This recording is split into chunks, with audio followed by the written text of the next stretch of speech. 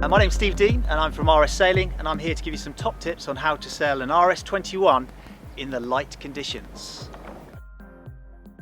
Tip number 1, rudder. So when you're sailing an RS21 in those light conditions, you need to make sure that you minimise your rudder movement. So don't be too heavy-handed with the rudder because it will only slow the boat down.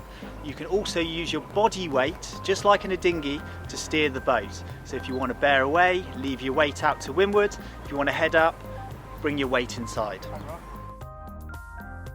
Tip number 2, body weight. Make sure that as a crew you're staying shoulder to shoulder, so you're as one entity in the boat, so the boat can pivot around your body weight.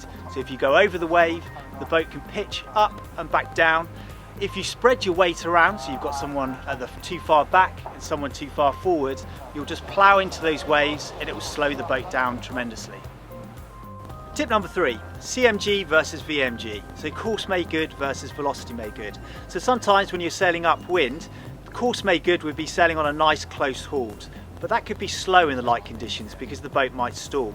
So actually what you might want to do is just crack off about 5 degrees, sail a longer course, but you'll be travelling at a greater speed. So that's your velocity made good. So really think about that in the lighter conditions.